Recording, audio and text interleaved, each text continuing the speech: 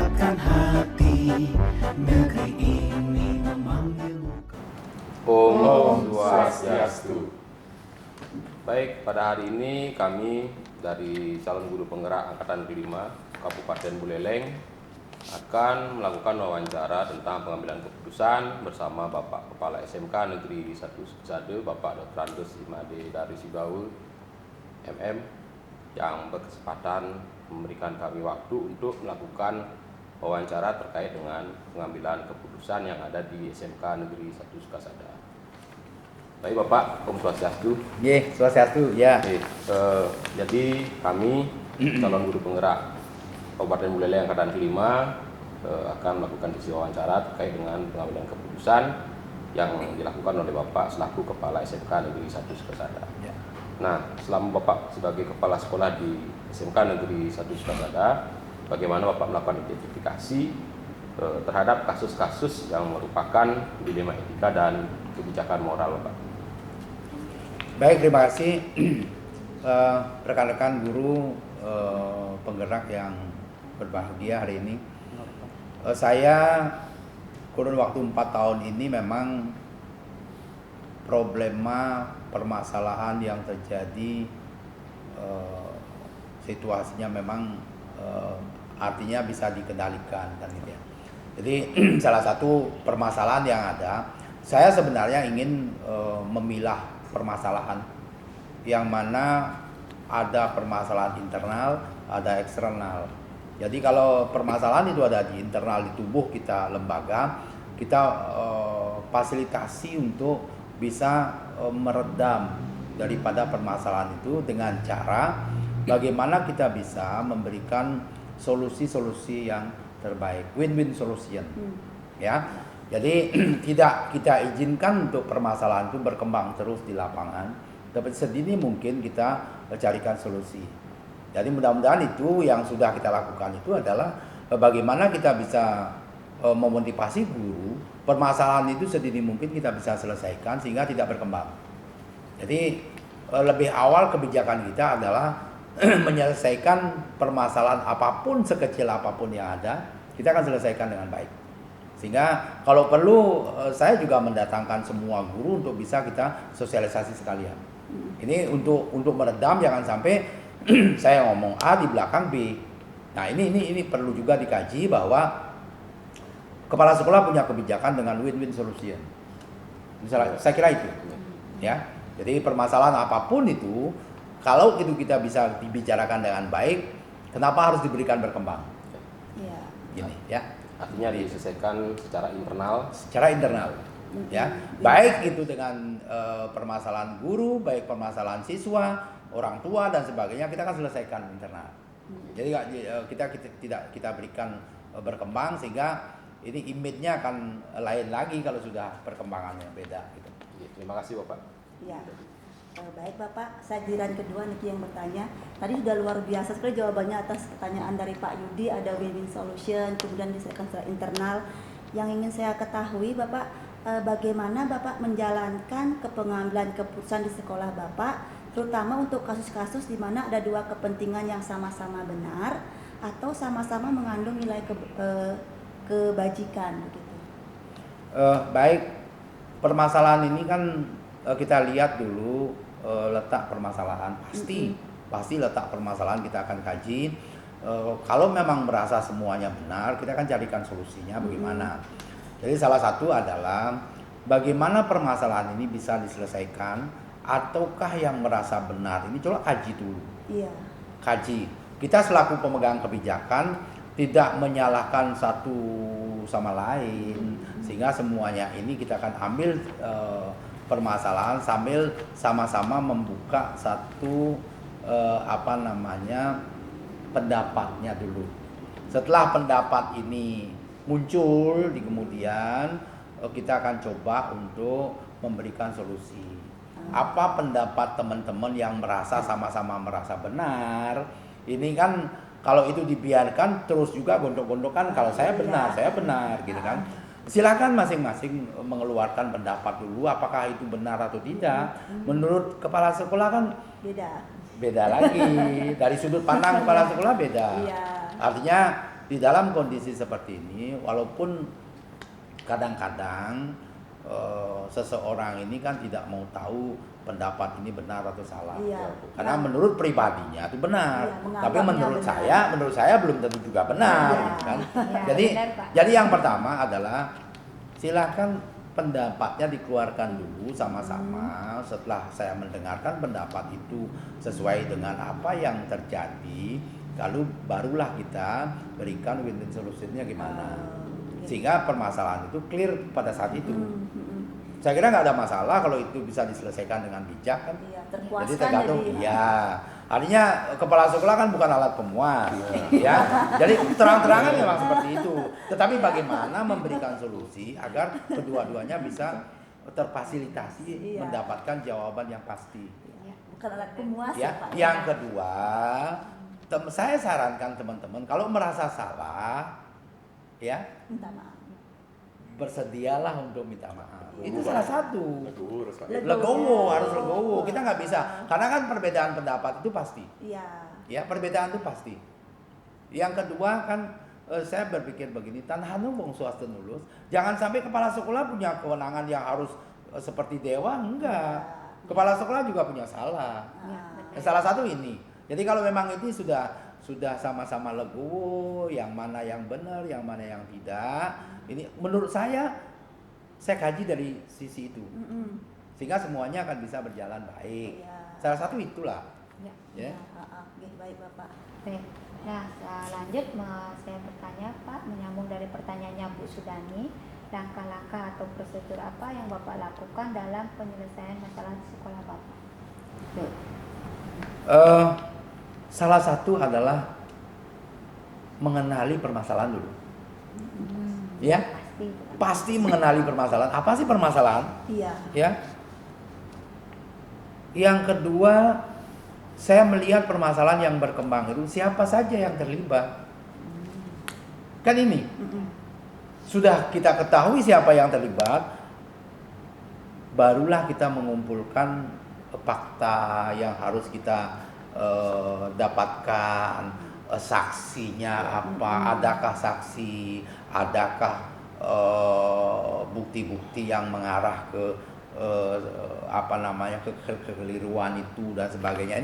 Ini perlu juga yang harus didapatkan oleh kita untuk menyelesaikan masalah. Iya. Kita tidak pernah bisa membiarkan permasalahan itu berkembang.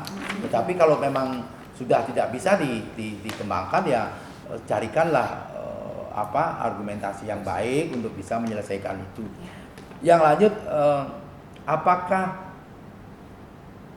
permasalahan itu bisa diselesaikan di tempat, ataukah permasalahan itu akan kita menjurus kepada pembuktian? Salah satu permasalahan apa yang harus dibuktikan? Apakah pencurian? Kan tidak mungkin. Ini permasalahan pasti konflik terhadap internal kita di guru. Karena kan permasalahan kita di guru. Jadi seorang kepala sekolah menangani permasalahan guru, permasalahan siswa, permasalahan pegawai. Jadi antar dua kelompok dan sebagainya ini kan sudah barang tentu kepala sekolah tidak menginginkan adanya kelompok-kelompok tertentu. Iya. Pastilah. Kebersamaan yang Nah, penting, salah Pak. satu ini. Yang kedua, sebagai kepala sekolah, siapa tahu nanti guru penggerak ini jadi kepala sekolah, memang harus terbuka.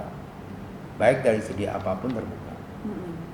Ya, terbuka segala sesuatu, apalagi dengan kondisi keuangan. Iya. Harus terbuka, benar, karena Sensitif soalnya. sensitif sekali, Iya, sensitif. Jadi saya ngomongnya jalan kangin, orang ngerimeknya orang lain lagi. Salah satu ini. Yang lanjut adalah saya punya prinsip untuk pengambilan keputusan itu dengan win-win solution. Ya, jadi pengambilan keputusan itu kita perlu mencari pembuktian, perlu mencari saksi, perlu mencari dasar permasalahan itu. Artinya yang pertama yang harus kita selesaikan adalah apa sih dasar permasalahan yang ada. Itu dulu kaji. Iya. Setelah itu bisa dikaji, barulah dicarikan solusi. Carikan solusi. Nah, setelah dicarikan solusi, bagaimana kita bisa menyadarkan kedua belah pihak bahwa kita di sekolah ini adalah sebagai pelayan. Iya. Jadi Bapak Ibu guru penggerak ini saya kira saran saya adalah semuanya akan jadi pelayan. Iya. Iya. Pelayan dalam bidang pendidikan di sekolah. Betul. Jadi dengan materi pelayan ini kita sendiri sudah menyadari bahwa oh saya pelayan loh, saya akan melayani customer saya yang ada di sekolah ini sama seperti apa gitu. Artinya semua warga sekolah itu merupakan customernya kepala sekolah, baik itu guru, baik itu pegawai, baik itu siswa, apalagi orang tua siswa. Iya. Itu customer yang utama di sana. Kalau memang masyarakat sudah, orang tua siswa sudah tidak mempercayai lagi kepada pemimpinnya, jangan harap sekolah itu bisa akan maju. Iya. Ya, benar. Masyarakat yang bawa ini. Ya. Karena dari segi pengaruh wacana-wacana yang berkembang di sekolah itu akan dibawa ke masyarakat. Jadi harapan saya dengan teman-teman ini mudah-mudahan ini tidak berlarut, misalnya jangan sampai informasi yang bagaimana salah di sekolah ini Dibawa keluar.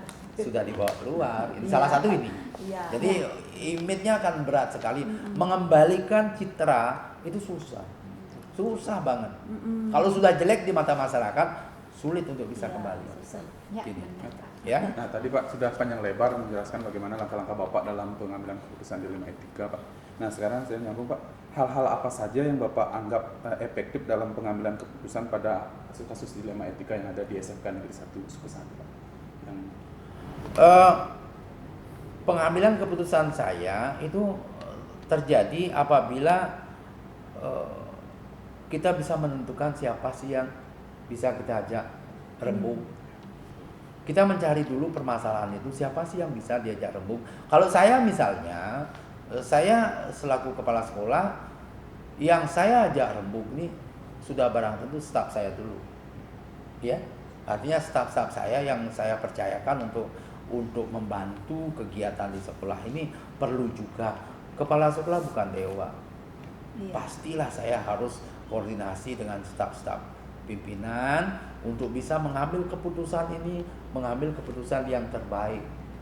Bukan keputusan murni, keputusan kepala sekolah yang harus, namanya manusia, keputusan itu bisa saja salah. Iya. Maka dari itu perlu juga mendapat masukan-masukan dari staf-stafnya. Apakah idenya kepala sekolah ini cocok, sesuai, apakah tidak? Iya. Ini kalau misalnya kepala sekolah punya peran saklek, susah. Jadi nggak diktator jadinya Pak. Nah ya, salah satunya itu. Kepala sekolah jangan sampai diktator. Karena perlu kebijakan yang penting adalah bagaimana masukan-masukan dari berbagai pihak Ya. untuk nanti menjalankan roda organisasi di lembaga sekolah. Salah satu ini, kalau ini sudah bisa dijalankan dengan baik, saya kira tidak ada konflik. Ya, Ya, tidak ada konflik karena memang di staf Wakasek sudah, karena dia bekerja, kita memberikan policy untuk di kegiatan, saya kira tetap akan menjadi teman sejawat kepala sekolah untuk mendapatkan masukan-masukan. Iya. Jadi kepala sekolah di dalam soal kalau itu Wakasek itu kan artinya Teman berbagi beban. teman Iya. berbagi beban, teman berbagi pekerjaan, Iya. mendapatkan masukan. Jadi kepala sekolah juga tidak sembarang menerima masukan. Iya. Jadi mohon maaf. Baik Pak, tadi menyambung masalah efektifnya sebuah pengambilan keputusan. Nah tentu saja efektivitas ini tentu ada tantangan di sana. Nah mungkin Bapak bisa menemukan tantangan-tantangan yang muncul ketika Bapak melakukan pengambilan keputusan dalam setiap keputusan yang Bapak ambil di sekolah ini. Baik, terima kasih teman-teman di Guru Penggerak. Jadi perbedaan pendapat itu sah-sah saja. Ya. Jadi menurut saya perbedaan pendapat di semua teman-teman guru, pegawai itu sah-sah saja. Namun selaku kepala sekolah ini mengambil hikmahnya adalah beda pendapat itu untuk yang kemana, yang dibawa ke arah mana gitu. Sehingga kalau memang itu arahnya untuk beda pendapat ke arah kemajuan, inilah tugas kepala sekolah untuk bisa mencarikan solusi menuju ke satu arah. Iya. Ya, satu arah. Karena apa? Karena di samping beda pendapat ini, pendapat yang mana? Kadang-kadang beda pendapat ini sebenarnya mengarah ke satu tujuan. Iya. beda cara. Tapi kadang-kadang orang kan beda cara, Iya. beda cara penyampaian dan sebagainya. Salah satu inilah tujuan kita pengambilan keputusan yang memang mutlak kita berbagi dan menyamakan persepsi untuk apa, ke arah mana yang akan kita lakukan, tujuan kemajuan sekolah ini yang harus kita pikirkan. Jadi tidak terlepas itu, sehingga barangkali pengambilan keputusan yang harus kita lakukan ini bisa saja tidak sesuai dari awal dan sebagainya, ini bisa. Tetapi harusnya apapun perbedaan pendapat teman-teman ini kita tampung dan kita carikan solusi. Ke arah mana yang akan kita lakukan, sehingga mudah-mudahan pendapat-pendapat teman-teman itu memang ke satu tujuan tetapi beda arah. Salah satu ini kepala sekolah sebenarnya menyatukan persepsi teman-teman ini sebenarnya mudah gitu. Artinya bisa diambil bahwa bagaimana kita bisa menyatukan persepsi teman-teman, beda arah, beda pendapat, tetapi kita bisa menyatukan, itu luar biasa. Iya.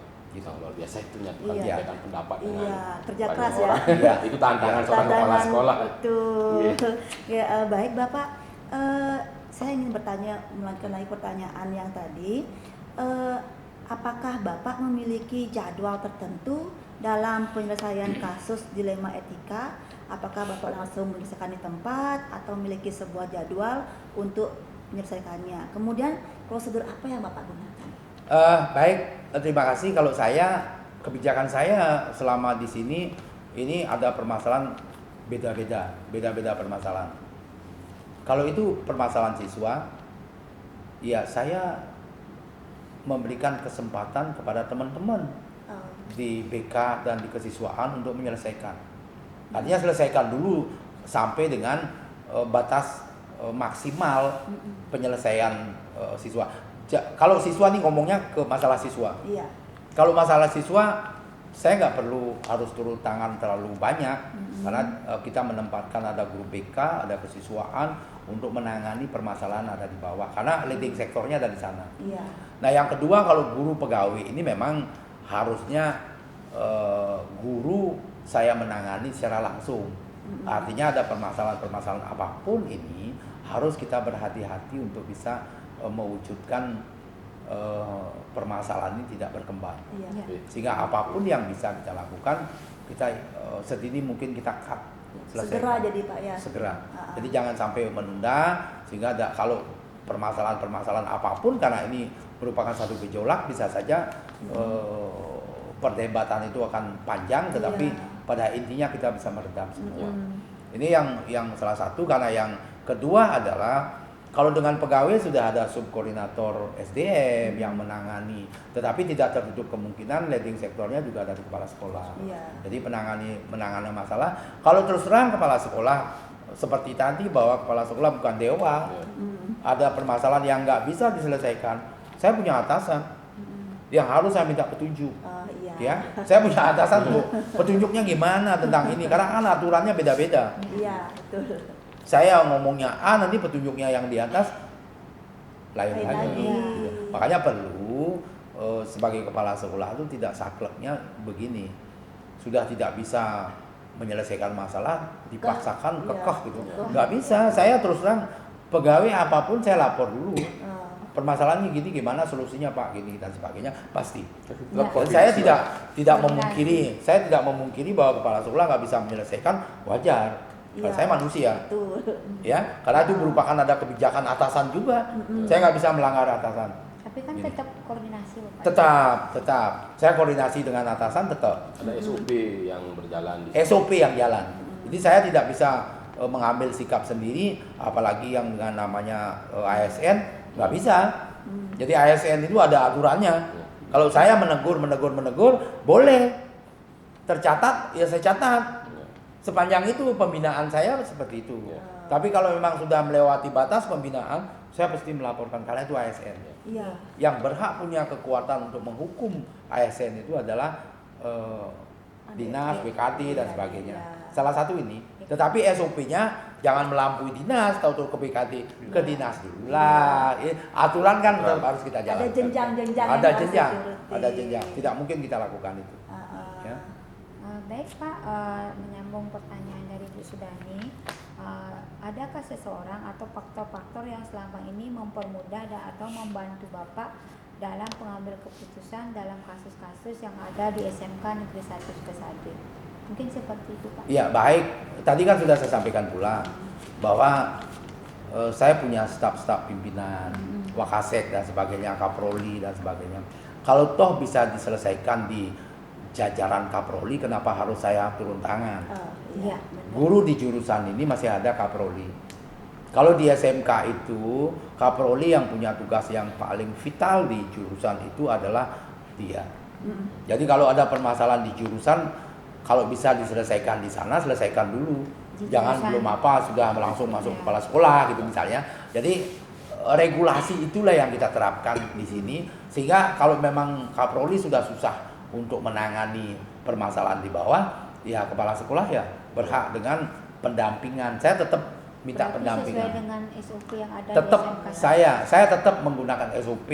Kepala sekolah itu di dalam menangani masalah itu saya didampingi oleh staf Wakasek. Iya. Karena permasalahan-permasalahan ini tidak mungkin saya pecahkan sendiri. Iya. Karena ada masukan dari staf-staf saya yang memang saya memberikan satu kepercayaan kepada Wakasek untuk bisa membantu di dalam tugas-tugas tertentu. Perlu juga saya mintai masukan-masukan dan saran untuk Iya. menangani kasus-kasus terjadi gitu. Saya kira itu. Jadi nggak banyak lah. Terima kasih Pak, sudah panjang lebar tadi menjelaskan. Nah terakhir Pak, dari semua yang Bapak telah sampaikan tadi, pembelajaran apa yang Bapak petik dari pengalaman Bapak mengambil keputusan selama ini di SMK 1 Sukasade? Pengalaman saya yang saya dapatkan di sini selama kurun waktu 4 tahun itu, permasalahan ini secara komprehensif lah ya. Jadi penanganan masalah dan sebagainya itu kita redam dengan win-win solution. Jadi kita akan pecahkan bersama sehingga tidak mungkin terjadi apapun yang permasalahan terjadi di lapangan itu. Harusnya sesegera mungkin saya merapatkan barisan, memberikan sosialisasi kepada teman-teman. Ini loh permasalahan yang ada, ini loh jangan sampai berkembang. Jadi saya kan berpikirnya itu, karena kan bagaimanapun saya mempunyai langkah-langkah prosedur, sehingga kan teman-teman merasa terayomi lah. Jadi kalau masalah sudah muncul, saya kumpulkan teman-teman, ayo kita kumpul, saya berikan solusinya, saya berikan sosialisasi apa yang terjadi. Mungkin teman-teman di bawah kurang paham dengan apa yang saya perintahkan, sehingga banyak muncul pertanyaan-pertanyaan yang kurang bagus, sehingga perlu juga saya kumpulkan, begini loh kondisinya, ayo maksud saya begini. Nah, Biar satu sumber segininya Pak ya. salah satu yang sudah kita lakukan di sini adalah setiap saat saya memanggil teman-teman guru untuk kumpul permasalahan apapun yang ada, permasalahan yang sedikit aja berkembang, kita kumpulkan menjadi satu sosialisasi sehingga ke depan tidak lagi itu dipermasalahkan kembali. Ya. Ini sering kan kita rapat mendadak rapat, kok bisa mendadak rapat karena memang ada permasalahan. Kalau tidak ada permasalahan aman-aman aja ya enggak gitu. Benar Pak. Kadang-kadang sebelum pulang kantor ya kita kumpul dulu lah, ada permasalahan sedikit, ada miskomunikasi, sehingga dari pimpinan ini menjabarkan program kerja, menjabarkan kebijakan dan sebagainya. Ini mungkin di sana belum dipahami oleh teman-teman, sehingga perlu mendapat satu penyampaian informasi yang lebih detail dan sebagainya. Salah satu yang sudah kita lakukan itu. Ya. Baik, terima kasih Pak Made Darus Sibawa atas waktunya. Tadi saya ambil satu poin begitu, di mana Pak Made bilang win-win solution, dan di sana mungkin saya gambarkan bahwa benar melawan benar. Jadi Pak Made Darus sendiri tidak menyalahkan orang lain untuk sebuah permasalahan, tapi bagaimana hal tersebut menjadi benar, kemudian benar ini menjadi sebuah solusi yang diberikan oleh seorang kepala sekolah. Jadi bagus sekali apa yang diterapkan oleh Pak Made Darus Sibawa di SMK 1 Sukasade, di mana pengambilan keputusannya tetap memperhatikan asas kebajikan dan nilai kebajikan secara universal. Nah, demikian wawancara kami dengan Bapak Kepala Sekolah Hebat dari SMK Negeri 1 Sukasade, Bapak Dr. Andes Made Darus Sibawa MM. Untuk itu kami undur diri berempat, CGP Angkatan Kelima Kabupaten Buleleng. Kami ucapkan terima kasih dan para musanti. Om Santi Santi Santi Om. Terima kasih, Pak. Terima kasih Bapak. Terima kasih. Om Swastiastu. Baik, terima kasih Bapak Ibu. Hari ini kita kedatangan tamu yang sangat luar biasa, kepala sekolah yang hebat dan mumpuni, sangat bagus memajukan sekolahnya, yaitu Bapak Beni, kepala sekolah SMA Negeri 270. Nah, yang saya tahu SMA Negeri 270 adalah sekolah yang dulunya biasa-biasa, sekarang menjadi luar biasa berkat kepemimpinannya Pak Beni. Nah, dalam hal ini kami sangat berterima kasih sudah bersedia meluangkan waktunya. Kemudian kami akan wawancara mengenai dilema etika dan rujukan moral. Nah, untuk waktu pertanyaan pertama saya persilakan kepada Bu Sudani untuk bertanya kepada Pak Beni. Silakan Bu. Terima kasih Bu Nelon. Pertama, selamat datang Bapak di SMK Nusantara Seksade. Baiklah, saya akan mengawali pertanyaan. Sebagai kepala sekolah, Bapak selama ini bagaimana Bapak mengidentifikasi kasus-kasus yang merupakan dilema etika atau bujukan moral? Ya, terima kasih ya. Ini sudah dapat undangan yang luar biasa ini dari rekan CGP. Tidak bisa dipungkiri ya, sekolah kecil ataupun besar itu pasti menghadapi permasalahan. Salah satunya adalah masalah yang termasuk ke dalam dilema etika tadi. Nah, salah satu upaya kita mengidentifikasi apakah termasuk ke dalam masalah dilema etika itu bisa dilihat dari kondisi permasalahan itu. Kalau masalah itu sudah menyangkut masalah perorangan individu versus dengan masyarakat, ataupun kemudian berhadapan pada tatib yang ada, dihadapkan dengan rasa belas kasihan. Nah, ini yang memang menjadi permasalahan dilema bagi kita-kita sebagai pengambil kebijakan. Nah, itu rasanya salah satu upaya kita untuk mengidentifikasi yang mana termasuk permasalahan yang dilema etika ataupun tidak. Kira-kira begitu. Oke. Terus selama ini Pak Beni, selama kepemimpinan Bapak di SMA 2 TJ Hulu, bagaimana Bapak mengambil keputusan jika menemukan kasus ini, misalkan itu tadi ada dilema etika, yaitu antara ada yang benar dan adanya juga mengandung nilai kebajikan universal itu. Ya, terima kasih. Jadi betul ya, memang selama saya ada di SMA 2 TJ Hulu ada banyak sekali permasalahan, dan yang termasuk dilema etika tuh ya lumayan banyak juga begitu. Jadi saya merasa agak sulit mengambil keputusan secara langsung sedemikian sehingga harus melakukan beberapa tahapan-tahapan. Ya. Tadi tanyakan seperti itu ya, bagaimana caranya kita memecahkan? Ya, pertama tentu berdiskusi ya. Jadi sebuah permasalahan akan tentu bisa diselesaikan dengan sangat mudah atau lebih mudah itu ketika permasalahan itu permasalahannya akurat atau informasi yang didapatkan betul-betul komprehensif, tidak sepotong-sepotong gitu. Dan ketika masalah itu didapatkan dari satu pihak saja, nah itu tentu akan sangat sulit ya, karena informasinya masih sumir. Nah, oleh karena itu pertama tentu diskusi dengan berbagai macam komponen sekolah ya, ada guru BK, kemudian wali kelas, termasuk juga siswa yang menjadi sumber permasalahan begitu. Kemudian kita akan analisa secara komprehensif untuk mendapatkan solusi yang pas sehingga solusi yang diberikan itu betul-betul bijak. Kira-kira itu. Baik Bapak, sangat luar biasa sekali. Ternyata Bapak ini sudah bisa mengatasi permasalahan-permasalahan yang ada di sekolahnya. Nah, yang saya pertanyakan itu bagaimana langkah-langkah Bapak atau prosedur yang Bapak lakukan ketika Bapak mengalami permasalahan seperti itu, Pak? Ya. Oke, menyambung yang tadi ya. Jadi ketika kita diskusi ada beberapa landasan yang kita pakai, landasan yuridis, praktis dan normatif. Nah, ini penting ya. Yuridis oke lah, kita punya tatib, itu kan kita punya aturan ya. Kita punya aturan formal yang ada di sekolah. Itu penting tetap dipakai sebagai landasan. Tetapi jangan lupa bahwa tatib itu kaku. Gitu ya. Kita tidak melihat hal-hal yang di luar dari konteks permasalahan yang menyebabkan permasalahan itu timbul. Oleh karena itu ada landasan yang lainnya yang akan mengikuti ya, landasan praktis dan normatif. Nah, ini penting sekali digunakan sebagai penunjang atas solusi yang kita keluarkan nanti. Nah, contoh misalnya ada siswa yang terlambat, hampir tiap hari terlambat. Ketika kita menggunakan hanya landasan yuridis, kita kaku, maka jelas rumusnya jelas gitu kan, matematika nih 2 tambah 3 sama 5, udah jelas, jadi ini tatibnya ini keluar gitu kan. Iya. Nah kita nggak tahu, nggak pernah melihat dari sudut pandang yang lain apakah anak ini punya alasan khusus dia terlambat. Nah ini kan penting kiranya dicari informasinya, makanya tadi di awal saya katakan bahwa informasi yang akurat itu sangat penting, informasi yang komprehensif itu penting untuk mengambil sebuah keputusan. Kira-kira gitu ya. Ya oleh karena itu penting kiranya informasi dari berbagai macam pihak, termasuk ya tadi siswa dan orang tua siswa. Kira-kira.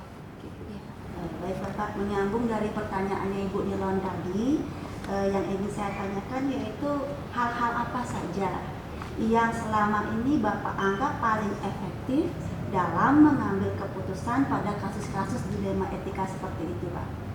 Ya. Sebuah solusi itu dikatakan efektif apabila tentu didukung oleh banyak pihak. Kemudian dia akan sangat kuat ketika menanggulangi dampak-dampak yang mungkin terjadi. Sebutlah misalnya ada pihak luar yang menanyakan terhadap solusi yang kita ambil. Nah, ketika kita sudah kuat dari sisi diskusi ya dengan menggunakan 3K, komunikasi yang baik, koordinasi dan kolaborasi yang baik di dalam, maka kita akan membuat sebuah sebuah hasil produk yang memang kuat begitu, sehingga nanti orang-orang yang terlibat di sana bisa memberikan informasi yang akurat kepada pihak-pihak yang menanyakan atas solusi yang kita berikan. Kira itu ya. Luar biasa Bapak, efektif sekali caranya. Nah, menyambung tadi Pak, tadi kan sudah ada beberapa cara pengambilan efektif. Nah, tentu saja dalam pengambilan keputusan itu kan ada beberapa tantangan Pak. Nah, selama Bapak memimpin di SMA 2.0 ini, tantangan apa saja yang Bapak hadapi dalam pengambilan suatu keputusan Pak? Betul ya, sepakat ya, tantangan itu sangat banyak ya. Masyarakat adalah salah satunya ya, pihak di luar sekolah yang mungkin menginginkan sebuah permasalahan itu diselesaikan dengan caranya begitu ya, dengan caranya. Nah ini merupakan tantangan ya, apalagi pihak-pihak itu mungkin tidak mengetahui yuridis, tidak mengetahui aturan yang ada, apalagi seperti yang tadi, kalaupun tahu hukum tidak menggunakan landasan yang lain, tidak menggunakan prinsip-prinsip kemanusiaan dalam kita membina anak-anak kita di sekolah. Nah ini merupakan tantangan. Tapi sekali lagi, seperti yang tadi saya sampaikan, ketika solusi itu sudah diambil dengan tepat, maka masyarakat yang menjadi tantangan tadi dalam tanda kutip ya, itu akan dengan sendirinya menyesuaikan dengan apa yang sudah kita siapkan. Ya. Baik Pak, menyambung dari pertanyaan Pak Pradana dan yang sangat luar biasa tadi. Nah, apakah Bapak dalam penyelesaian kasus dilema etika ini Bapak mempunyai jadwal, ataukah Bapak menyelesaikan langsung di tempat, atau Bapak menyusun jadwalnya seperti apa? Bagaimana sih prosedurnya itu Pak? Ya. Karena ini menarik sekali Pak. Ya. Bapak bisa menyelesaikan kasus ini dengan tepat. Gitu. Kami perlu inovasi dari Ya. Bapak. Oke, masalah seperti yang tadi ya di awal saya sampaikan bahwa masalah di sekolah saya utamanya begitu banyak, dari hal yang sifatnya sederhana sampai yang sangat kompleks itu pernah saya alami dalam waktu 1 tahun, belum 1 tahun ya ada di sana.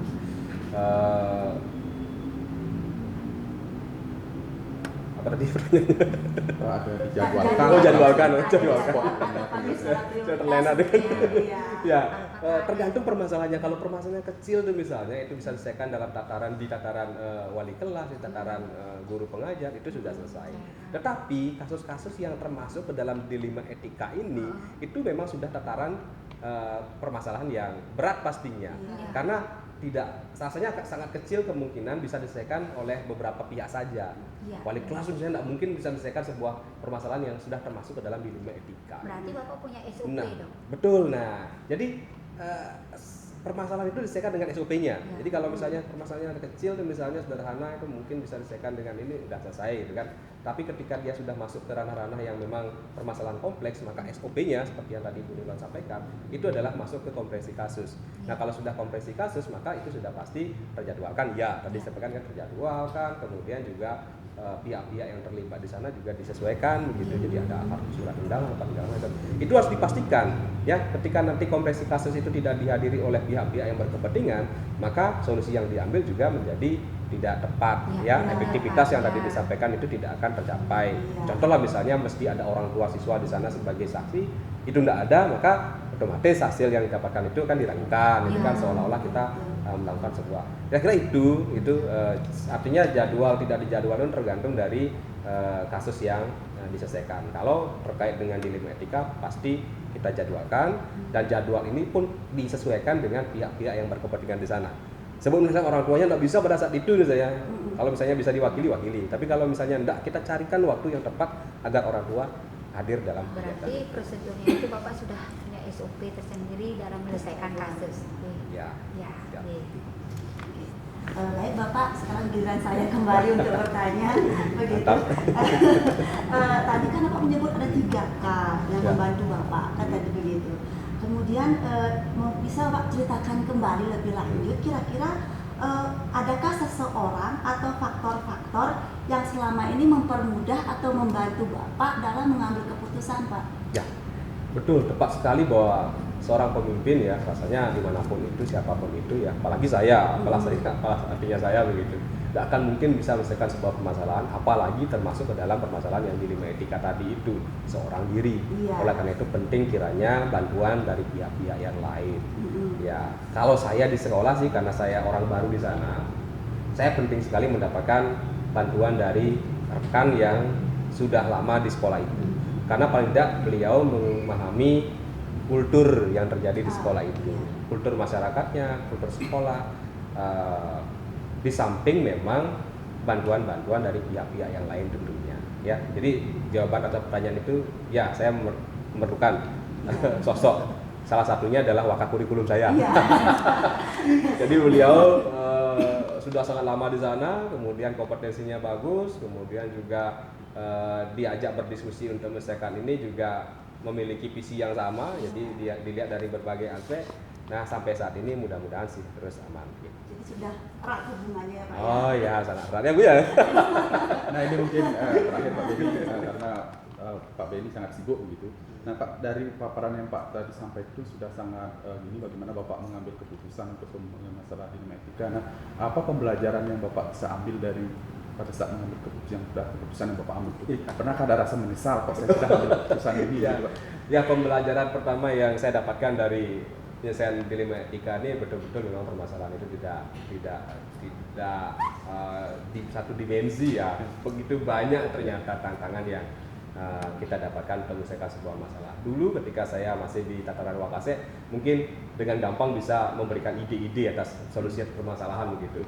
Ya, tapi sekarang di posisi saat ini tidak semudah itu ternyata, gitu kan. Jadi harus banyak sekali kita lihat.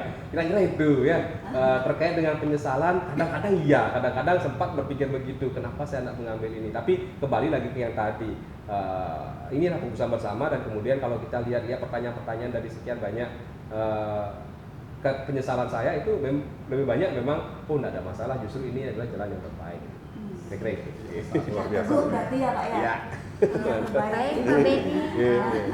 baik Pak Beni, terima kasih rekan-rekan.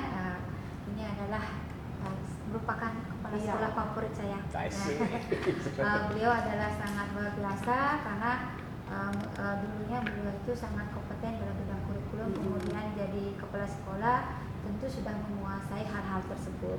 Nah, membawa sekolahnya yang dari yang biasa-biasa menjadi luar biasa itu, kerja beliau itu adalah sangat luar biasa.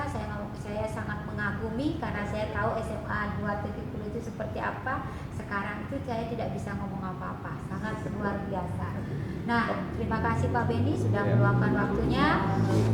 Saya akhiri wawancara kita hari ini. Semua ini walaupun tugas CGP, tapi saya ambil ilmunya Pak Beni. Mungkin nanti saya bisa ATM apa yang Pak Beni sampaikan itu dalam pelaksanaan kasus-kasus di sekolah saya. Terima kasih kembali.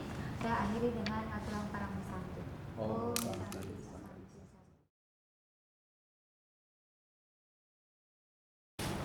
Om Swastiastu. Baik, terima kasih. Selamat sore Pak Budi. Sore. Terima kasih sudah meluangkan waktunya untuk hadir pada hari ini. Pada hari ini saya wawancara mengenai dilema etika dan bisikan moral. Nah, ini dalam rangka tugas CGP kami Angkatan 5 SMK Negeri 1 Kesade. Nah, perkenalkan teman-teman, ini Pak Gede Sukenaya, Kepala Sekolah SMK Negeri 1 Kubu Tambahan, merupakan kepala sekolah yang paling ganteng di Bali, paling ganteng. Setuju. Ya. Nah, juga sekolah-sekolah yang hebat dan luar biasa sudah membawa sekolahnya menjadi sekolah SMKPK. Nah, untuk mulai pertanyaan wawancara kami dimulai dari Bu Sudani. Saya persilakan Bu Sudani. Terima kasih Bu Nilon, selamat datang Pak Gede, apa kabar? Saya baik, terima kasih. Yes. Semoga sehat selalu ya Pak ya. Baik Bapak, saya mengawali pertanyaannya. Selama ini bagaimana Bapak sebagai kepala sekolah dapat mengidentifikasi kasus-kasus yang merupakan dilema etika atau rujukan moral? Ya, terima kasih Bu Sudani pertanyaannya. Tentu dalam mengelola institusi pendidikan kita tidak pernah lepas dari permasalahan yang ada. Ya. Ini adalah sebuah dinamika organisasi sehingga kita perlu mengelola, kemudian bagaimana membuat keputusan yang tepat ketika kita harus mengambil satu keputusan. Nah, berkaitan dengan dilema etika dan rujukan moral ini kan ada dua sisi yang berbeda. Ya. Jadi kalau rujukan moral itu kita dihadapkan pada sesuatu benar dan salah. Iya. Sehingga yang harus kita perhatikan adalah regulasi yang mengatur tentang hal itu. Ini lebih mudah kita mengambil keputusan.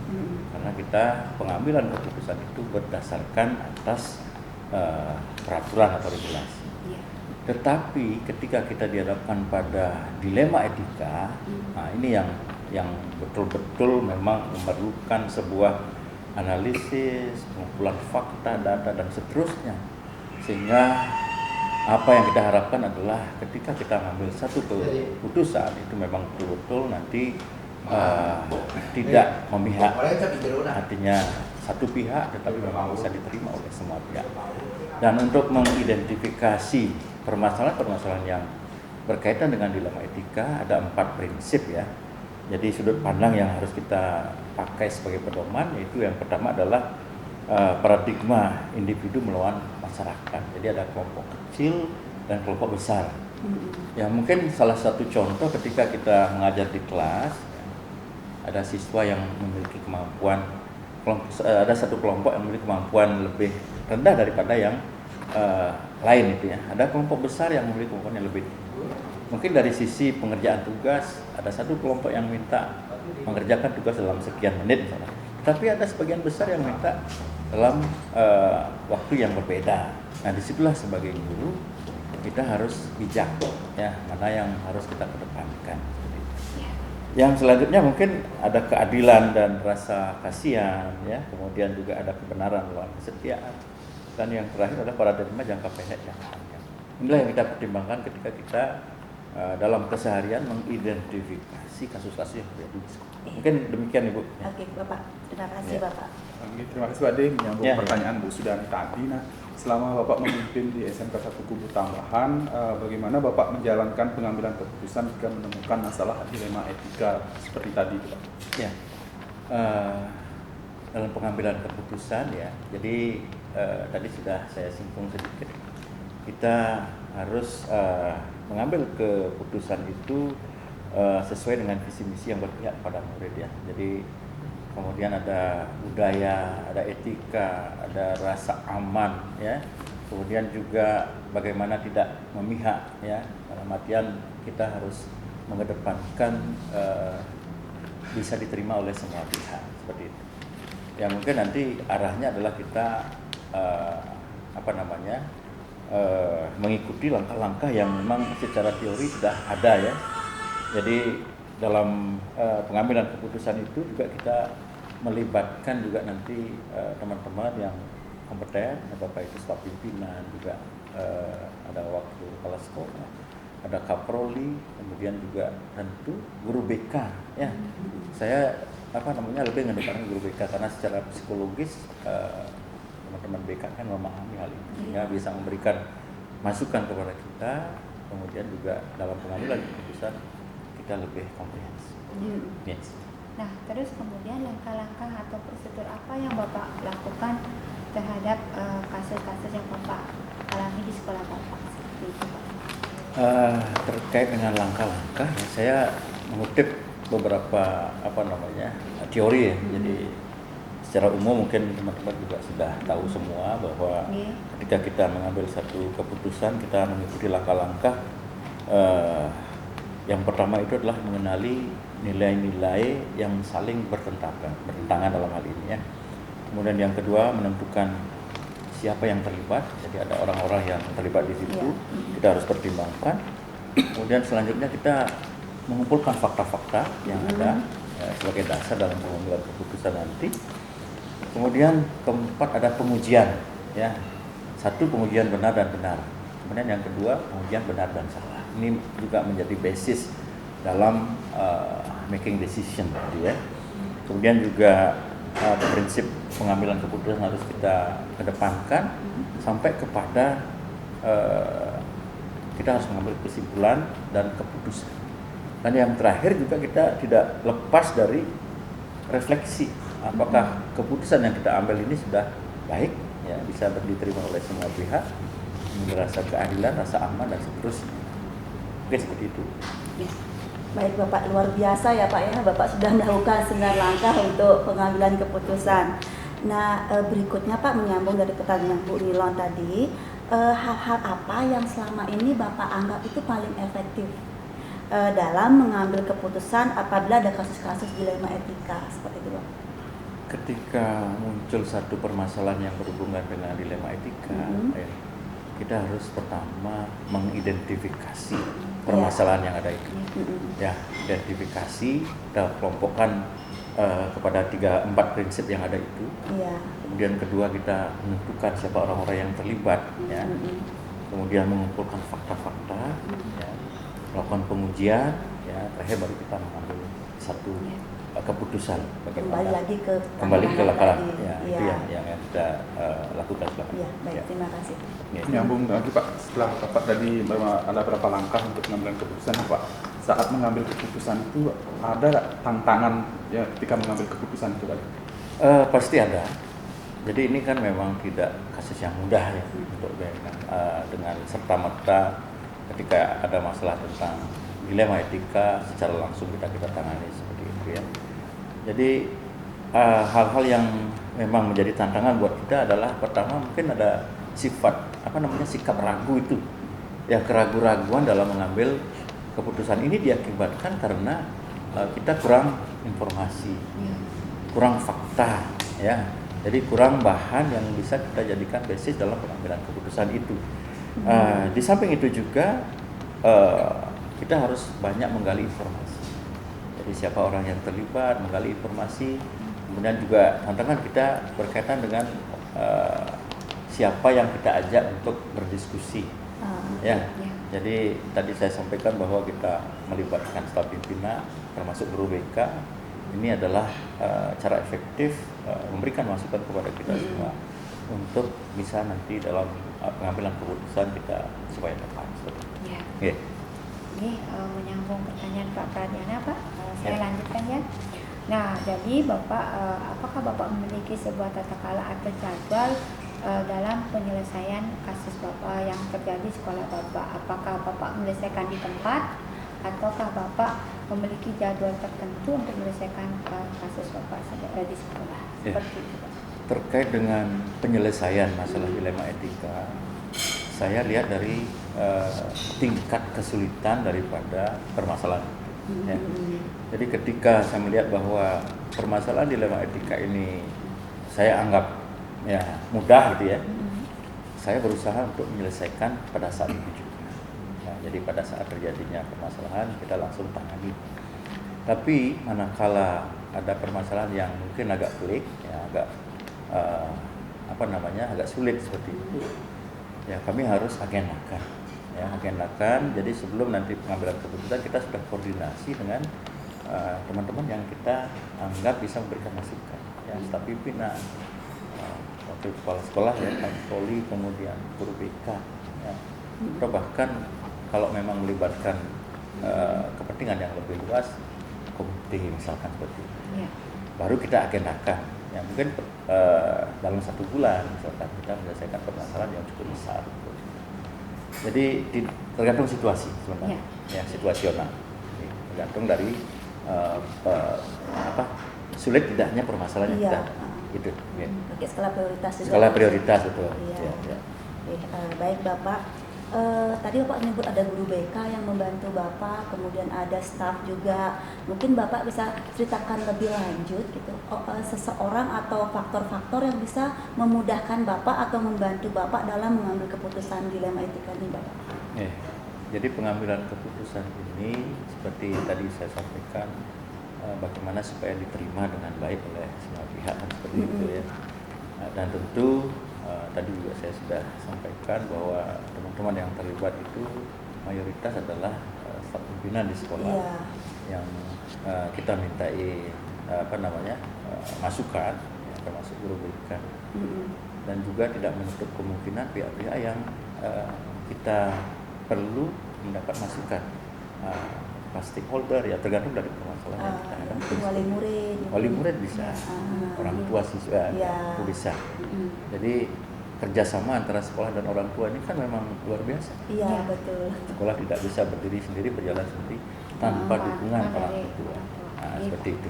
Ya, jadi kesimpulan saya adalah bagaimana melibatkan stakeholder, ya, termasuk orang tua yang berkontribusi terhadap kemajuan daripada anaknya ya, siswa kita di sekolah.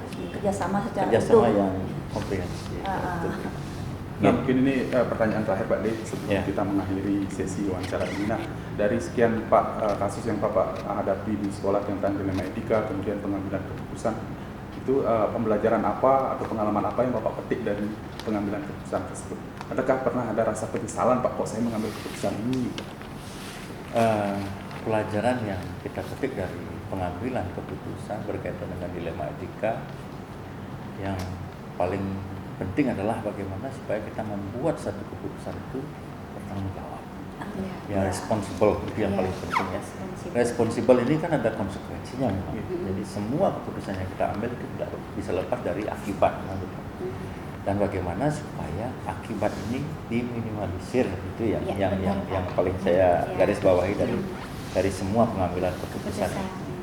Dan oleh karena itu jadi kita bertitik tolak kepada meminimalisir daripada permasalahan, tentu identifikasi masalah, kemudian juga langkah-langkah penyelesaian masalah, termasuk kumpulan fakta-fakta yang masukan dari teman-teman ini memang kita sangat perlu. Sehingga keputusan yang kita ambil itu komprehensif dan bisa diterima oleh semua. Mungkin demikian. Terima kasih Pak D. Baik, terima kasih juga atas waktunya. Pertanyaannya sudah berakhir. Saya mau mengucapkan terima kasih sudah meluangkan waktu pada hari ini wawancara tugas kami. Nah, untuk nanti saya bisa inovasi ATM dari penyelesaian kasus yang Pak D lakukan di sekolah Pak D, sehingga menjadi pembelajaran untuk saya dan rekan-rekan saya nanti untuk juga sudah luar biasa Bapaknya sudah. Bapak sangat luar biasa dan saya juga sangat mengagumi Bapak karena Bapak kepala sekolah yang sangat mumpuni. Iya. Begitu Pak. Dan sukses, pengalamannya sudah bertahun-tahun. Terima kasih teman-teman guru penggerak ya. Ini luar biasa ini. Lanjut terus. Semangat, sukses selalu. Terima kasih. Kita akhiri dengan para Santi. Om Santi. Terima kasih Bapak. Terima kasih. Belajar